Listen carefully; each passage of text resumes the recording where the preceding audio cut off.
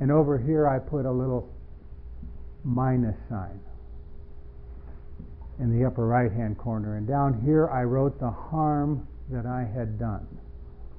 And the reason there is a minus sign over here is because step 8 had made a list of everyone we had harmed and became willing to make amends to them all. And this is this little willing mark in the upper right hand corner, and if it's a minus, if I'm not willing to make that amend, I have to tell the truth about that. And if I am willing, I turn it into a plus sign. But until I'm willing, I leave it a minus sign. And the reason that I do is because the prayer changes now. The prayer is, take me to my next amends and give me the power to make it.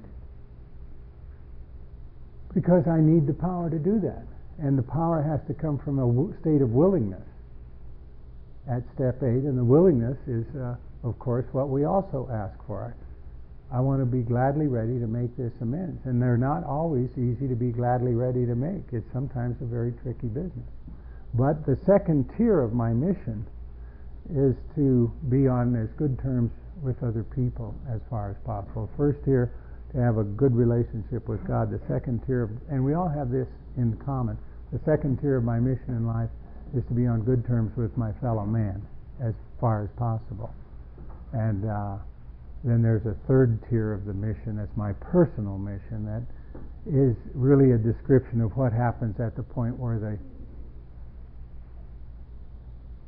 talent I most love using meets the needs of the world around me. And perhaps we'll get into that a little bit later on. It's a fascinating thing to discover your own personal mission in life.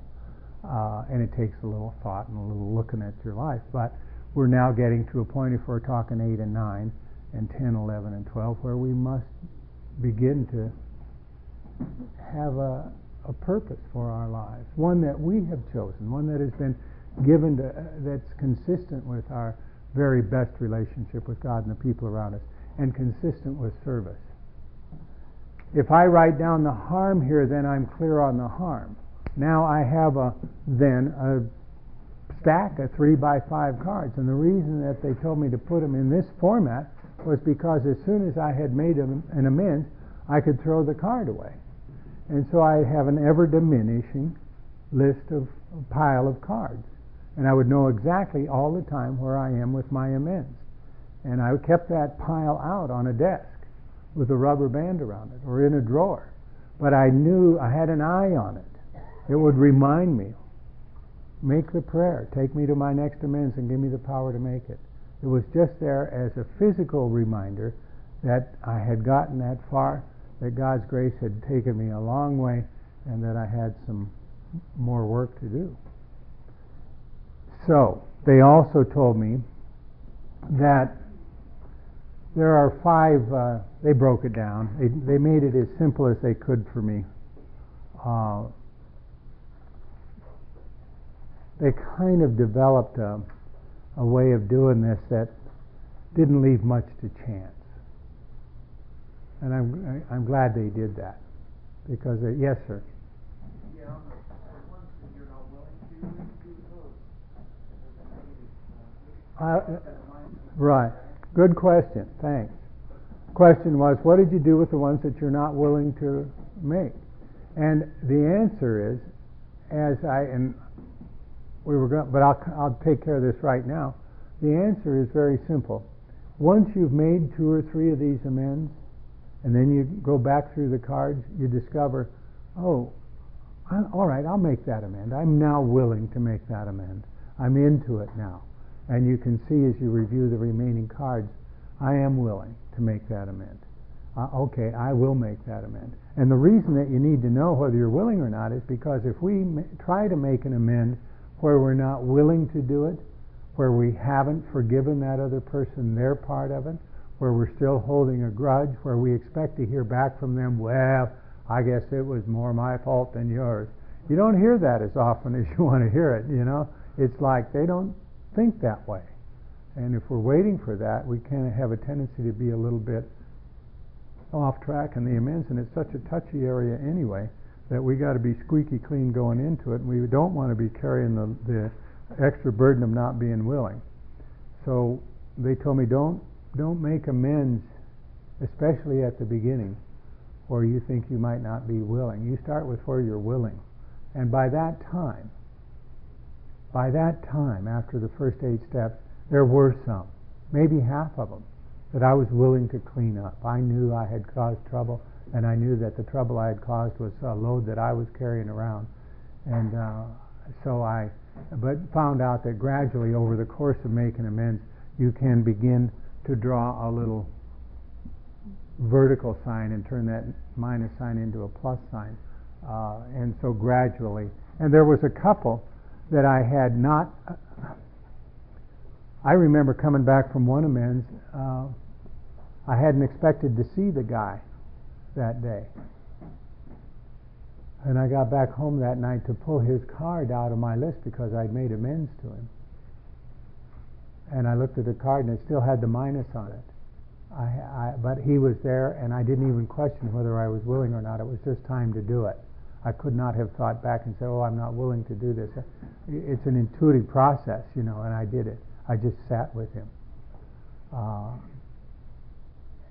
So they said, once you get these, anyway, did I answer your? Yeah. Sort of. Yeah. Okay. Thank you. Any other comments or questions?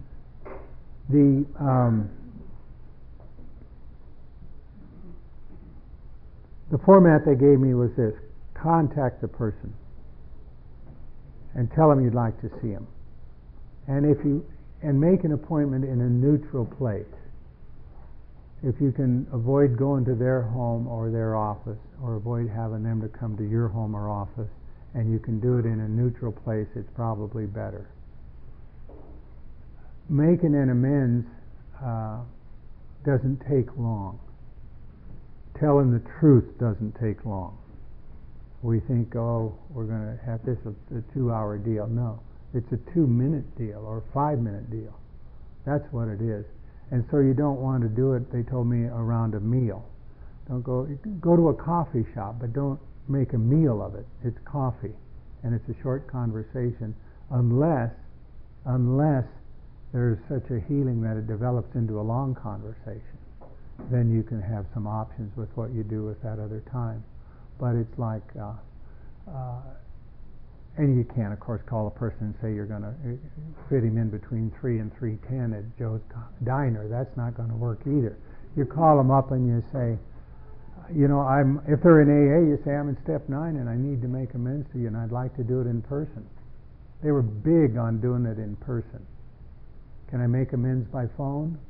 Did you do the harm by phone? Well, no. And they said, meet him in person. This is direct amends. I didn't hear much about living amends. I heard about direct amends. Because we do the harm directly. We're right in the middle of their lives usually when we're doing our harm. And so we have to sit with them. And the ego says, good time for you to circle back to step 1 and do the first 8 steps again, and you have to set that aside. Ask for take me to my next amends and give me the power to make it. So you make the appointment, they said to me, and you, if they're not in AA, you say, I've been going back through my life and I've had some concerns about the way I've treated people, and you're one of the people that I feel bad about how I treated you, and I'm wondering if we can't sit down just briefly. I'd like to clean that up with you. I'd like to clean that up with you. And they said, after the person agrees, most of them will. Sometimes they'll say, I really don't want to see you. I'll be writing you a letter for now, and I hope someday we can meet. But we don't push it, in the sense of, if they don't want to see us, that's pretty much the end of the story. You can't barge into their lives. All you can do is get permission to send them a letter. If that's the way it has to be done. And if they don't want to send them a letter, you have to say, can you give me about 3 more minutes on the phone? Well, okay, what is it? And now you really have to be squeaky clean. Now you really have to tell them enough that they know that you mean business And this inevitably requires that you say in detail the harm that was done, the detail what we don't want to deal with. Not detail that is going to hurt them, not detail that is going to make them aware of something that we did that they did not know about, but the detail of, you remember that night that I hit you? I have never forgotten that, and how bad I felt about that. Do you remember that night I pushed our little boy? Do you remember that night? I just want you to know, and I don't blame you for not wanting to see me or even get a letter, but I am so very sorry for that. I just want you to know that if I can do anything to set that right, I will do that. And I'd like to talk to the little boy too someday, if that's possible. It's, but if that's all you can do on the phone, and you can do much more in person if they're willing to see you. But we want to set this right in any way we can, and in the most kindly way we can, and in the way that really lets them know that we would heal it up if we can. Because our own healing and our own usefulness to the world and to God really ride on this, and it's critically important. And so the next step in this whole business, and we'll take a little break here in a minute, is that after we contact them and after we make an appointment to see them, and we meet with them and we thank them for meeting with us, and then we say, I'm here because I harmed you. And this is the harm that I see that I did. And whatever it is, specific harm.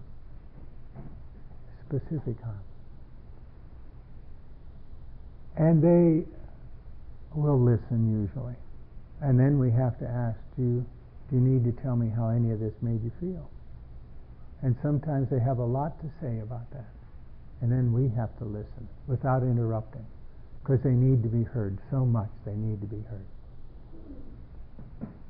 And then we say, is there any harm that hasn't been discussed yet that you can think of that I haven't brought up? And then we listen, and they will tell us.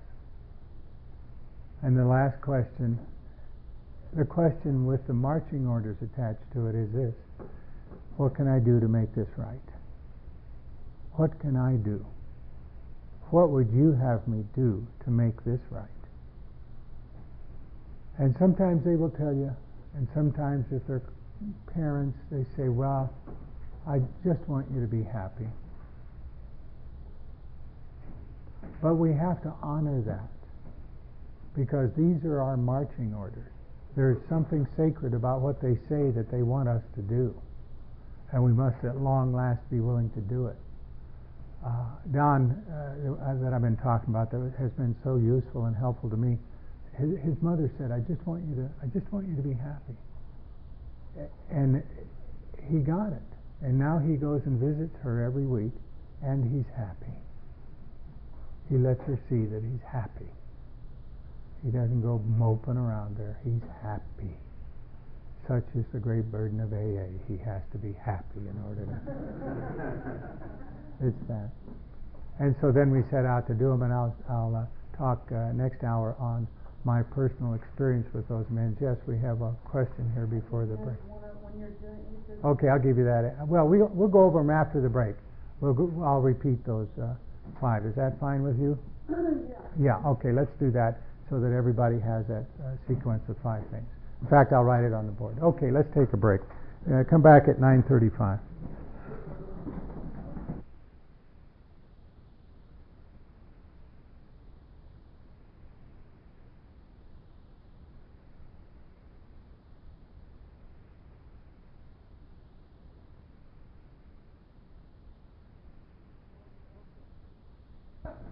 Okay, so the instructions, I wrote them up here, but make an appointment if possible. You can't make an appointment with everybody. There are people that you don't know where they are, or they're dead, or they won't see you.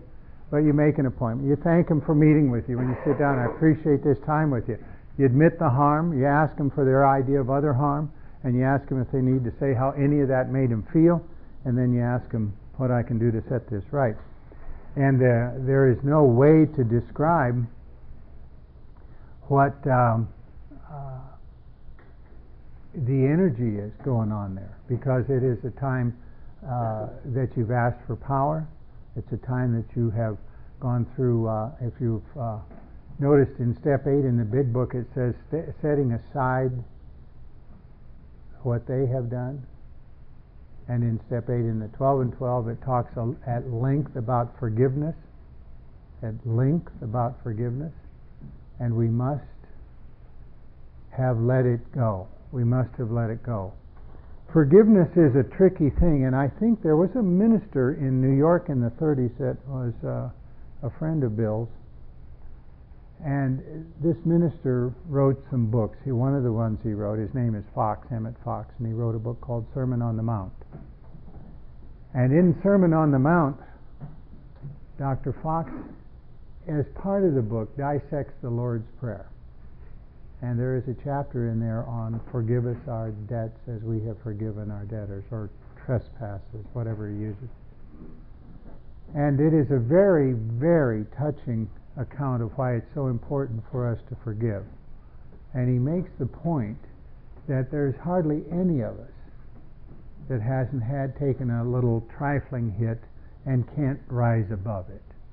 But there's also hardly any of us that haven't been hurt so bad that we think we'll never let it go. Can't let it go. Because if I let this go, I'm more vulnerable than ever to getting whacked again. And it's usually somebody that's been close to us.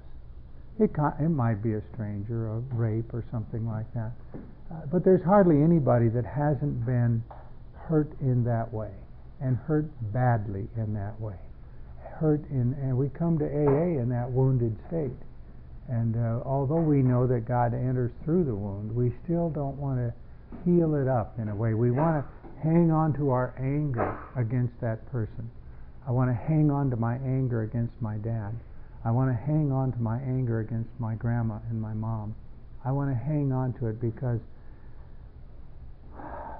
it just feels like it's my way of getting even in some way. It just feels like it's my way of having a ready excuse for why I don't live my life out 100%. You know, that was such a peace for me as I discovered through this thing. I took some whacks when I was a kid, and I deserved a lot that I got, but not all of that. And I felt that I had been permanently harmed. I didn't even admit that to myself because I didn't think it was the right image to have, to walk around with sort of a mopiness to me. But I really believed at core that I had been permanently harmed by that. And one day in this process I realized, well, it harmed me, but it wasn't permanent. I felt like I'd been crimped, like I could live my life 70% instead of 100%. And I had a little 40% life to live instead of living the life I had been given. And so I kind of didn't really reach. I didn't really get a full plate. I didn't want all your love because I wasn't going to give, and because of, and all of that stuff. I sponsored a guy. It was so funny. He was raised in an orphanage. Talk about old ideas. It was funny. He told me that at the table when they were eating, he would say, if you said, please pass the potatoes, the answer came back, eat something you can reach. Which is a cold shot, man, but you don't reach, and you just kind of eat your little stuff right around there because you want to be able to stay indoors that night. Yeah. And it was kind of like that. Funny what a brain will do. Yes, ma'am. I hear a lot of people, say, well, I have to make amends to myself. Uh-huh. I haven't seen you about that, but I would like to hear what you have to say about that. About me making amends to me? Yeah. Oh. Do you know what I'm saying? They told me not to put that name on the list. I haven't seen that, but I was just curious because I hear an awful lot of people say it, like, to me it's like an excuse. Well, it is I don't know what it is. I think that if I did that, I would it's like how I've lived my whole life. When I get mine, I'll then have enough to share with you. And if my first task is to make amends to me, I'll make amends to you. I think I'll be done with mine to me in next year, maybe, something like that, you know. Maybe I got you scheduled for 2007. Until then, I'll be concentrating on myself, and thank you very much. Yeah, I don't see any reason for that. Have I harmed myself? Yeah. Do I need to let myself off the hook for that? Sure.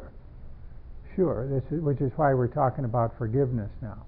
But I have heard people that I respect say, make amends to yourself first.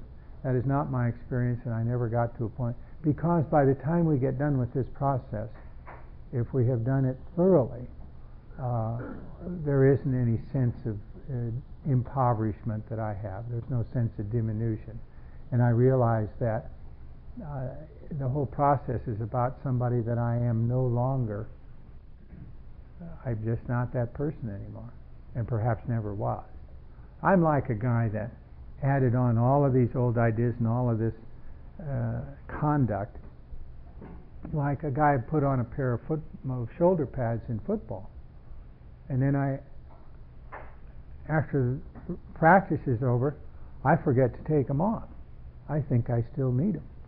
But nothing ever fits real well after that, you know. It just doesn't fit. It's inconsistent with reality. So I agree with you. I don't think there's nothing in this book about that. I looked. I was hoping that I'd find that, so I could make amends to myself, because I've been hurting so much. I went, damn, I can't find it. I've got a question about that first portion there of working that step. Is if someone's across country and I really don't have plans to go there, do I need to go ahead and make those arrangements and go make that happen, or do I need to I don't know, how would you approach handling that? Well, it depends on how thorough you want to be. I did. I just got, Gary and I were talking this morning. I picked up my messages last night, and a guy that we sit with is on, and he doesn't have any money, but he saved up some money, and he went back to the East Coast where he had his early sobriety and where he grew up, and he sat with a lot of people in the last 3 weeks, and he drove back, and he was driving back over the Mississippi when he called me, and he's got one more left in that area and one in Arizona, and then he'll be home. And he sounded good. Yeah, heals you up. You know, it's sort of like somebody said to me, they said, Clint, you got the rest of your life to become the person you really want to be, or to defend who you are. And that's a choice every day. Yeah. So we want to be, and it says in the book, if we are thorough and painstaking about this phase of our development, we will be amazed before we're halfway through. And it seemed like that. And I'll get into the specifics of my own little trip down this way. And it seems like if you're new, relatively new, and you're at step 1 or at step 2, you haven't really picked up the power to see, man, my life has stopped being any of my business. And what do I care? If I can somehow manage the means to go back there, if I can set aside a little bit, God has been so good to me, and I'm making money that I never made before, and I paid back money here. How much does it really take to get on a plane and go back? And if you want to delay it, you just book flights on United, and then you never have to go back. I shouldn't get into that. That's an outside issue, I think, isn't it? It only comes up because Gary and I are booked back on United today, and we may be here with you for a couple of weeks. We don't know.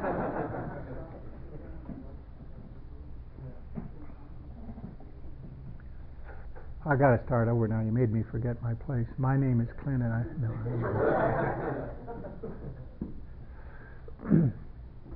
forgiveness is a very important thing. Forgiveness is letting that other person off the hook. Because until I can do that, I'm tied to that person by a cord of what Fox calls a cord of steel. I'm tied to them because I'm never quite, I hang on to them in a hateful or angry way. And if they come into my sight, then I get angry again if they come into my sight.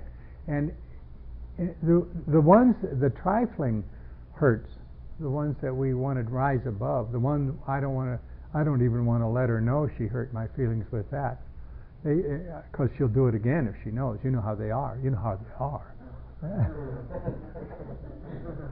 Hit me again.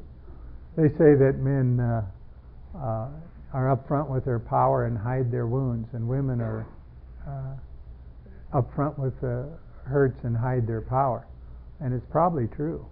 That's why the men never see the power that women have. We miss it. We mistake the wound for no power. They got power. Thank God, because you can.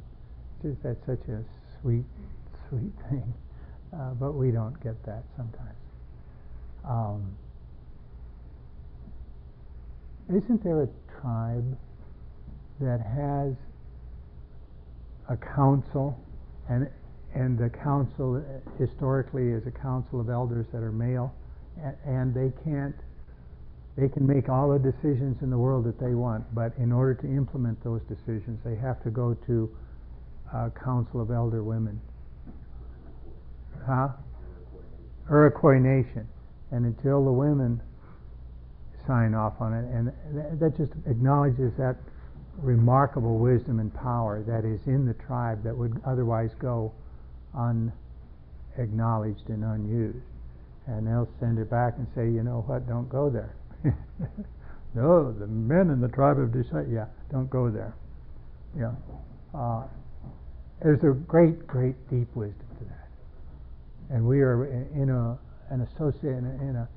society where the women have enormous wisdom and power, and for us not to get that is a huge mistake. And I was back in Omaha last weekend with a man and his wife, like we have here with Pat and Joe, and through working together they get a lot done, and her wisdom is an important piece of it. In any case, we hang on to these old hurts, and we want to rise above the trifling ones instead of knowing, I have to forgive her for that too. A couple of months ago, my wife, I was embellishing a story in front of other people, and my wife had the bad manners to correct me. To actually tell the truth about the story that I was embellishing. And I can't tell you why. I think it was because of who the other two people were. But I really got my feelings hurt over it. And I hate to admit that my feelings are hurt. And I wanted to have a little chit-chat with her about that. But you feel so dumb, After a while, you can't get by with saying, that crap about telling the truth in front of other people isn't going to work for me. A little hard to say. And so you pick a fight in some other way, That's all you got left to do is be unfair. Better no retaliation at all, isn't it? And so the first task was to forgive it, to let her off the hook, to acknowledge that whatever she had to say, she wanted to say her truth about it. And it was not designed to humiliate me. It was not designed to embarrass me. It was not designed to have everybody think she's smarter or more truthful than I am. It was simply, she remembered it in another way. And she had that to say about it. Nobody but me gave it a second thought. I'm the one that lost sleep that night. Nobody else, these other people went home and they had a good time being with us. And she, I noticed, went sound asleep real quick. And the task is to forgive it. The task is to forgive it. Are you going to let it go or not? And it's not that hard, provided that we're willing to forgive it. We're willing to forgive it. And if it's about ourselves, we have to be the same thing. Emmett Fox, in this chapter, in a book called Sermon on the Mount, says, and I won't go through all of this, but he says the technique of forgiveness is simple enough and not very difficult to manage when you understand how. The only thing that is essential is willingness to forgive. Providing you desire to forgive the offender, the greater part of the work is already done. People have been under the impression that to forgive someone means you have to like them. Not true. If you don't like them, are not required to. The task, of course, is to love them in the sense that we wish them well, but we don't like everybody that we see, and we don't like everybody that we feel has offended us, and the task is not, and to avoid forgiveness because now I got to start to like him isn't the case at all. It's to just simply let him off the hook. He says the method is this: get by yourself and become quiet. Repeat, and just you can look at this, I'll leave it out, but just kind of be with me as I read this. Repeat any prayer or treatment that appeals to you, or read a chapter of the Bible, and then quietly say, I fully and freely forgive Linda, and I loose her and I let her go. I completely forgive the whole business in question. As far as I am concerned, it's finished forever. I cast the burden of resentment upon God within me. That person is free. I am free too. I wish her well in any phase of her life, or him well. That incident is finished. God has set us both free. Thank God. And then get up and go about your business. On no account repeat this act of forgiveness. You've done it once and for all.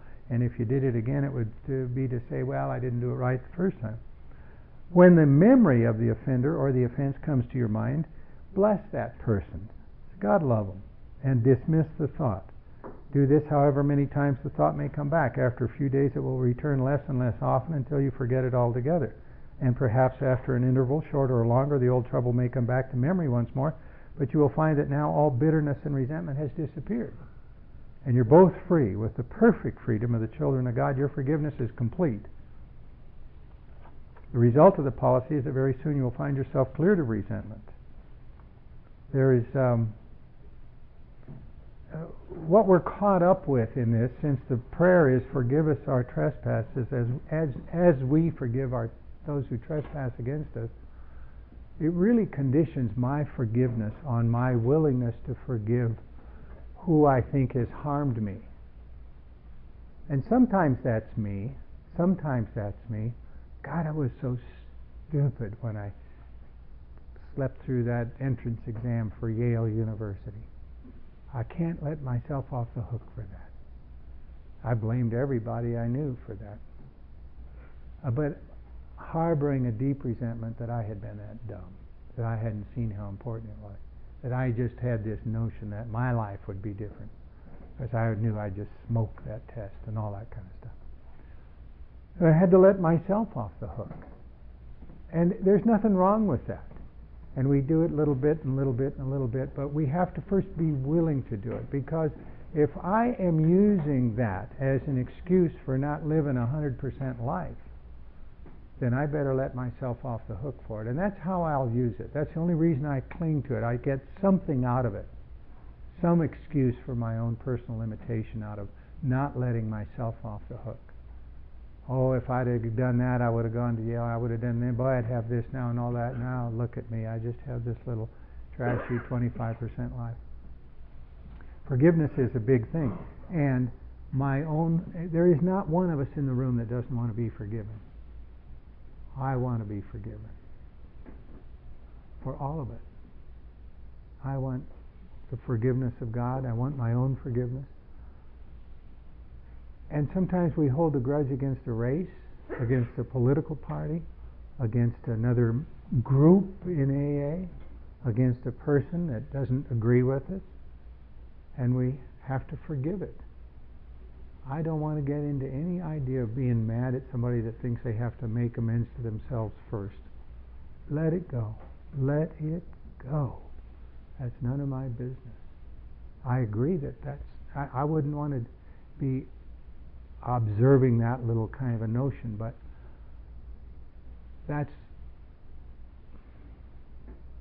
and if it irks me and I think there's somehow, see, what I'll do is make some self-righteous, I usually hang on to it in a self-righteous way. Why, they're killing people over there in that group doing that crap. Really? Which one has died? Have you got a list of those that are dead now because of that? Oh, they're killing people. We love that now. Like, we're killing people over there. But then they say that about the Pacific group too, so we have a public burial every month just to make them happy. We publish a list. Here are the people that have died because of what we're doing in this group. It makes them happy.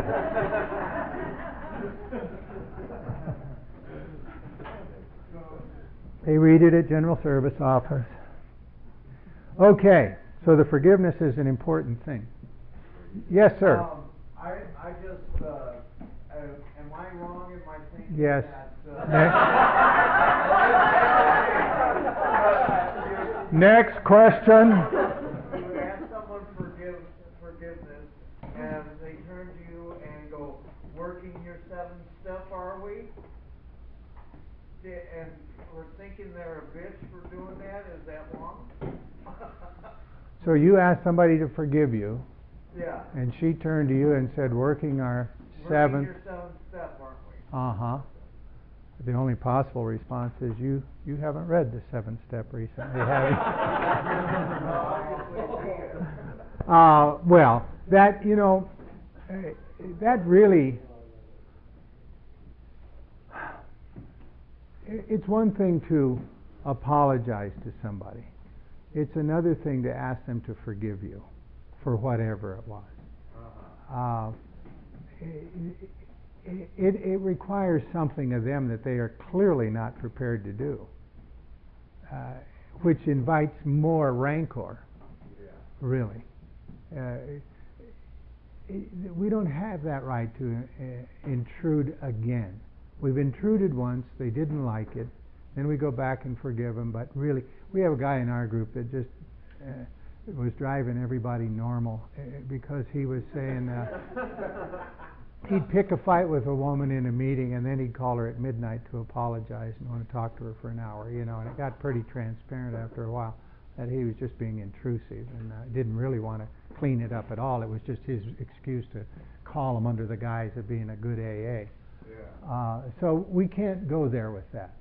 If you want to apologize, if we have something to say to clean it up with somebody in a step 10 thing, when we're wrong, promptly admit it.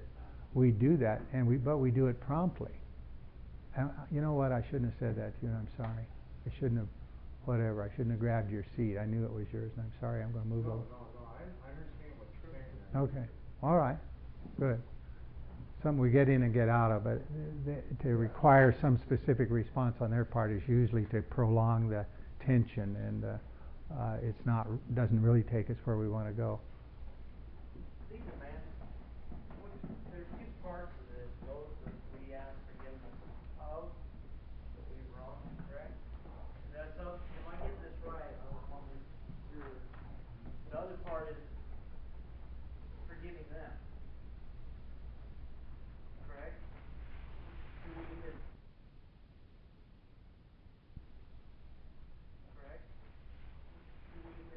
progress? Go out and say, I forgive you, and they may not have any clue that they need either.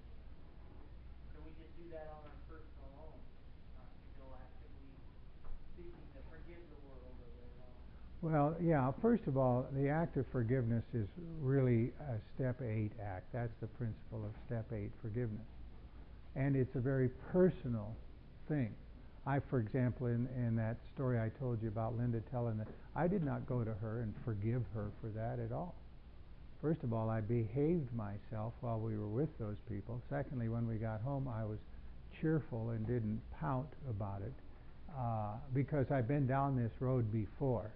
And I know that for me to withhold communication or withhold approval or withhold good wishes, withhold comfort because of something like that isn't how I want to live. And I know that the problem is never out there. I know it's my problem and that the answer is in here too. And so I couldn't get to sleep. And I'm chewing on this and chewing on it and trying somehow the best I can to make her wrong. And then finally I came to forgiveness on it and I let it go. But she never did know. She doesn't know to this day. And I know none of you will report this terrible thing to her. No, she didn't.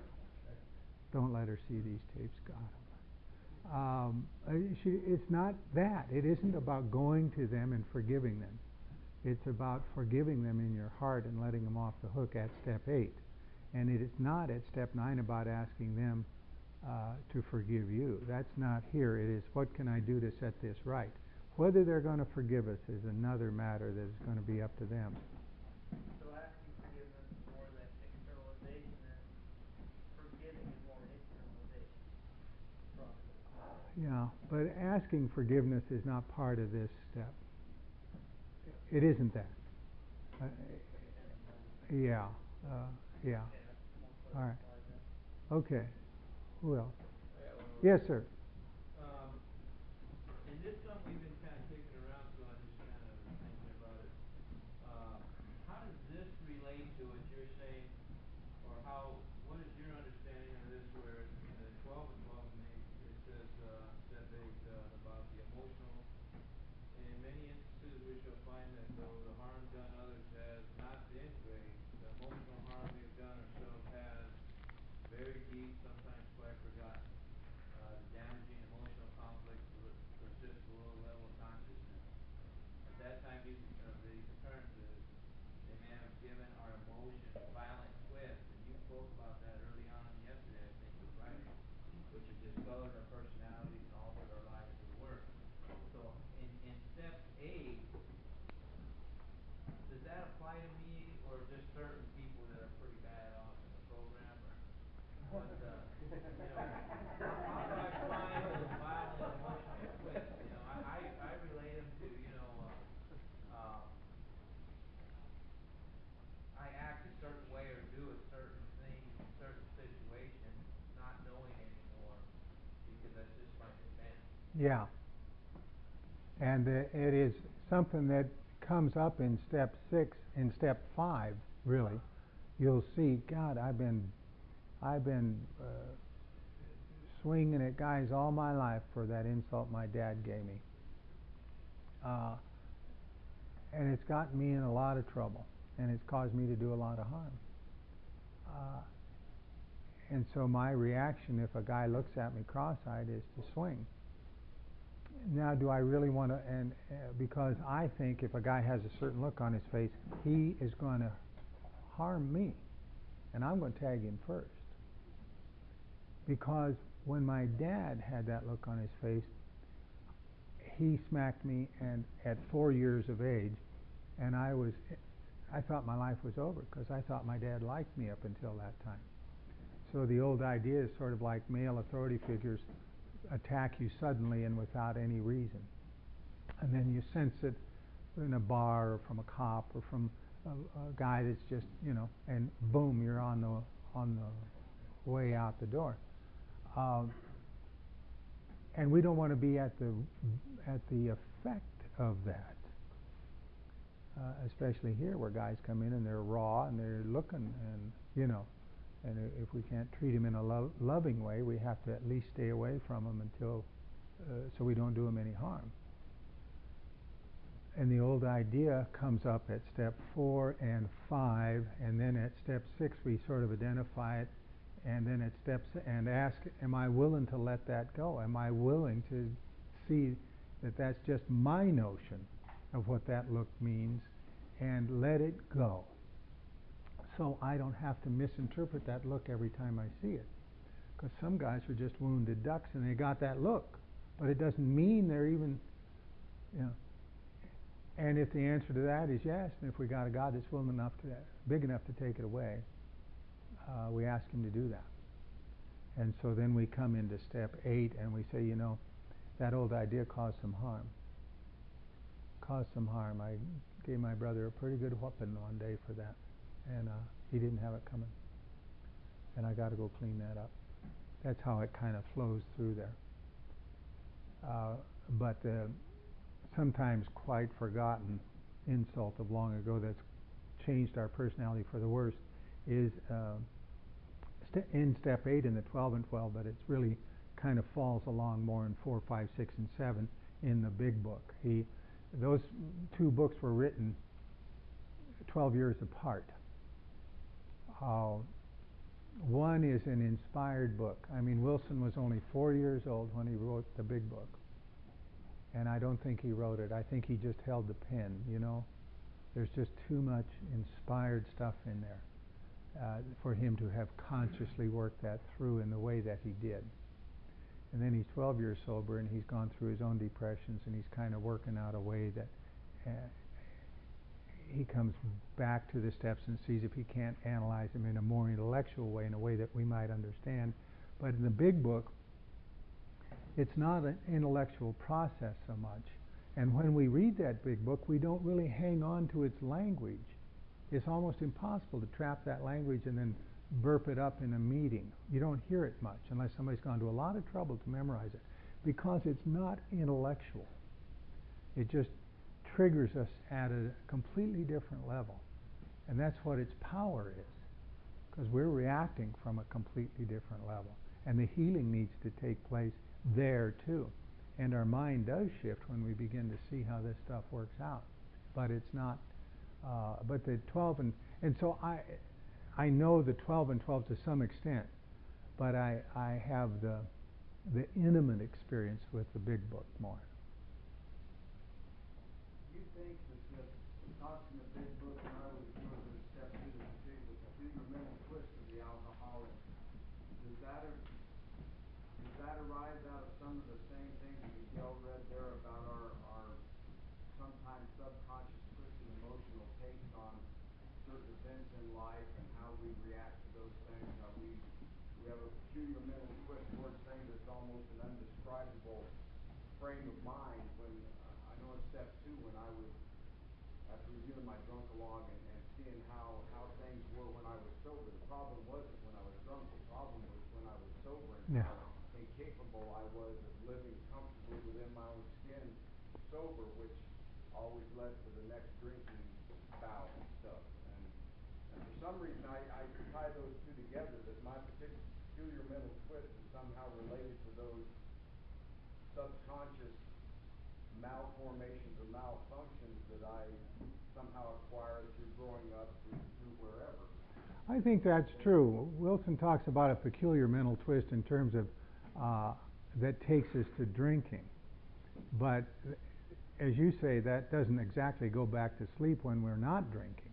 The fact that we feel it even more. The peculiar mental twist is what places us beyond human aid.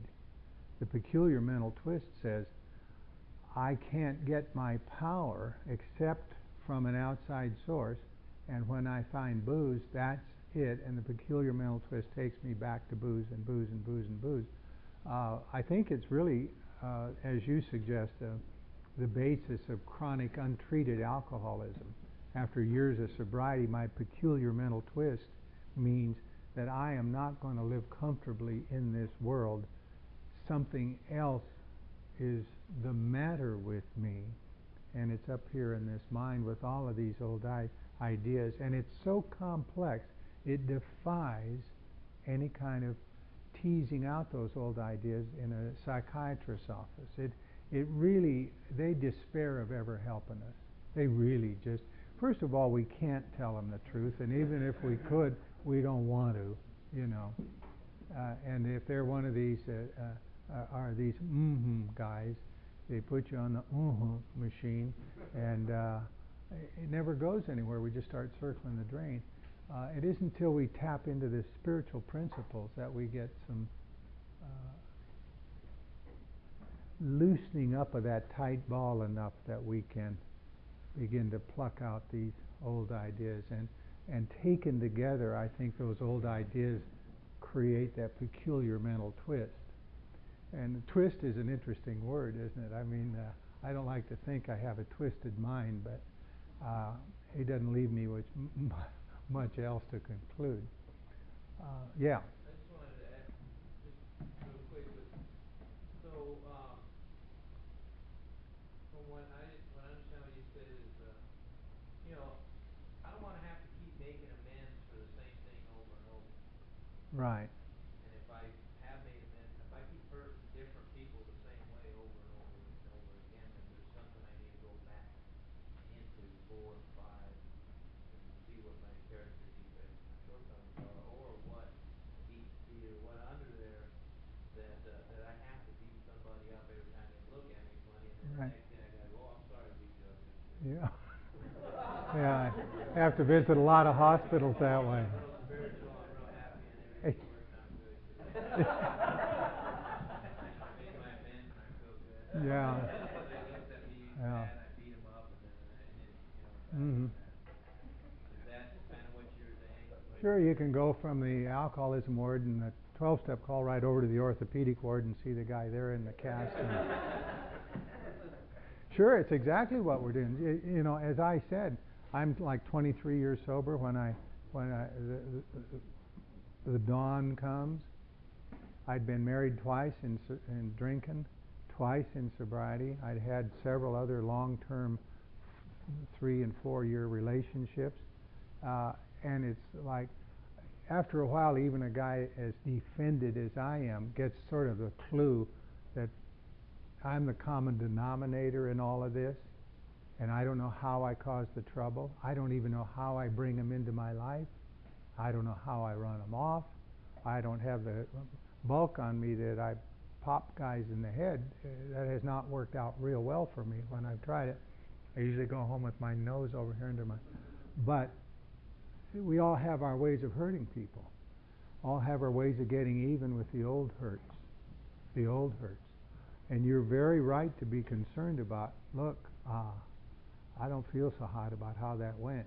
And I don't want to have to be living a life where I'm making amends and where I'm always saying, I shouldn't have done that.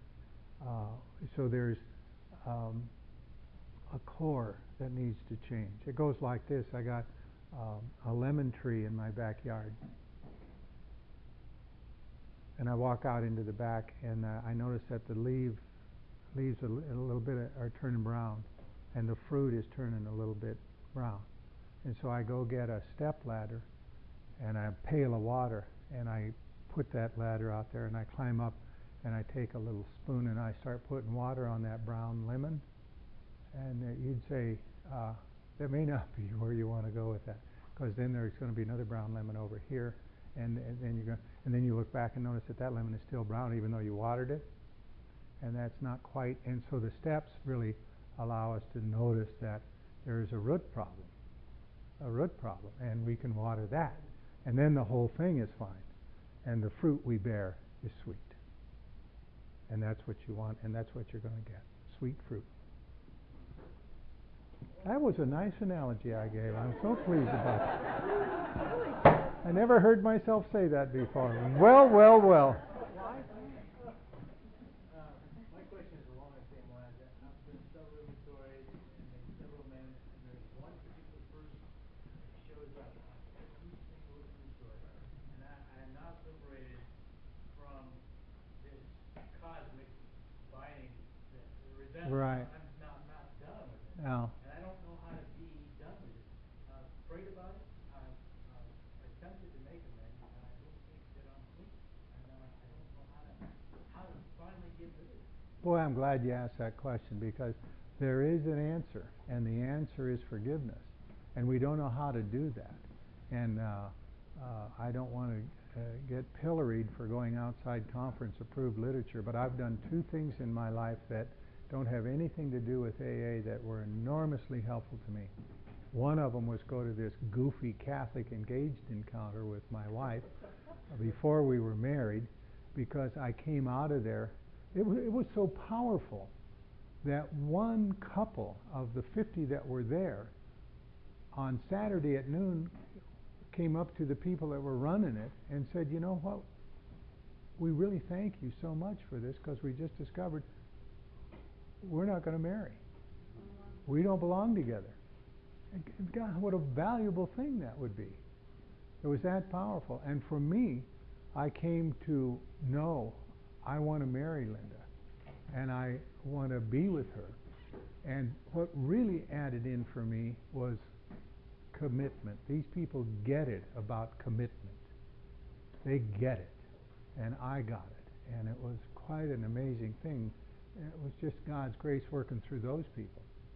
And the second thing was this book, Emmett Fox's book, Sermon on the Mount. And you're a bright guy, and you pick up a copy of that book. It's at any number of bookstores, or they'll order it for you. And you turn to that last part. The Lord's Prayer has 7 clauses in it. And the middle clause and the pivotal clause, forgive us our debts or our trespasses as we forgive those who trespass against us. Because my forgiveness is not available to me until I forgive them. And he tells you exactly how to do it and the high price we pay, which you're talking about, for not doing it. Read that thing. A guy gave me that book when I was in this process. I read it on a plane coming back from some place. I just flipped it open to that thing. I wasn't even thinking about anything. And I realized of all the hard work I had done and all the amends I had made, there were still people that I had not ever let off the hook. I hadn't forgiven them because the way wasn't exactly lighted in the process to that.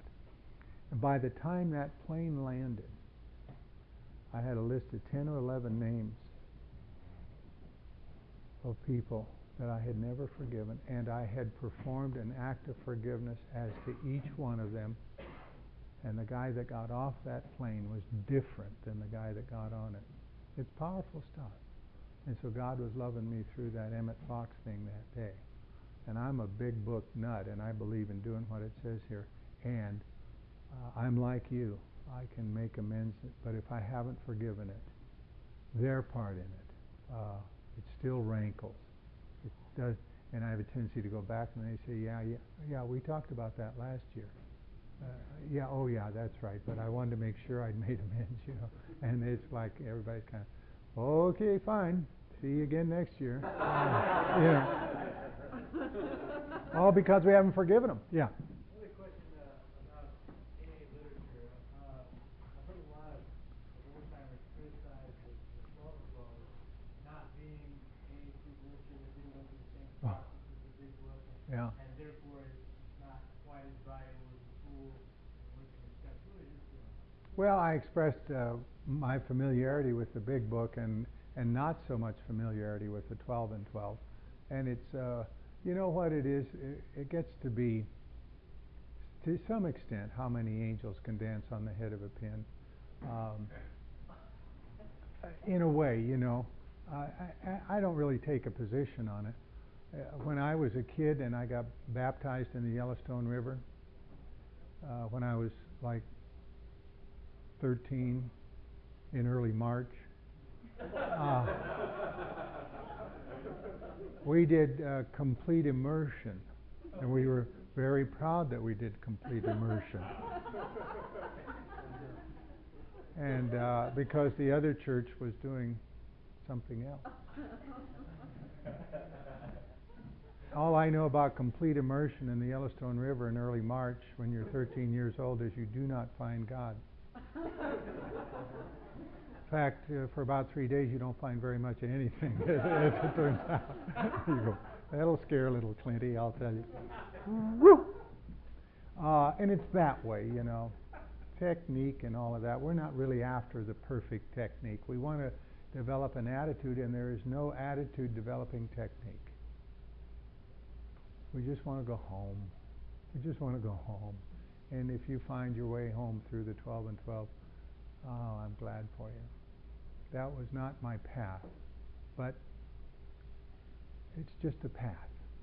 It's not the destination. Yes, sir. It's pretty good view on forgiveness and that freedom from bondage. Mm-hmm. Oh, and that stories in the back? Yeah. Yeah, that's another place to look.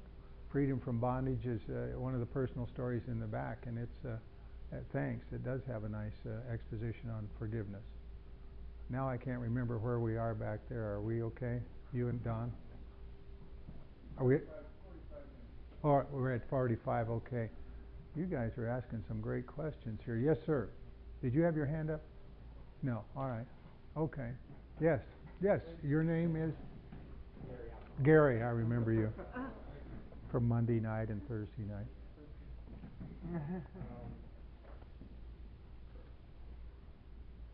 We've gone through the process. We've pulled out some old ideas. A new one pops up that I didn't know about. Okay. What action do I take on? How do I act? Please remove this one because I don't want to repeat it. Okay, yeah. It's like owning it. Is this really my old idea? And you were talking about it last night, I think, a little bit when you shared. the idea of embarrassing people, or what, I can't remember exactly how, the words you used. And it's about one, is that really my old idea? And where did it come from? If I can trace it back, I'll really notice that it's mine. And number two, am I willing to let it go? It's a 6 and 7 process. And then, do I have a big enough God that'll take it away? Well, we know that you do. You got a big guy. What would replace it? What would really please you? And then you might have to actually, sit down with somebody else and say, because when most of this is beyond our belief system, which means that what Gary wants for me is sometimes more than I could ever imagine I would want, because he loves me, want for that I could have. And what I want for him is more than his mind could get, because what I want for him is not outside of my belief system for him, but it may be outside of his belief system for him. Because we kind of keep ourselves a little constricted. We don't, yeah. Oh, none for me, thanks. Oh, you go ahead, I'll be all right. You young people have your own way of doing things. That's fine. I'm having a big time today.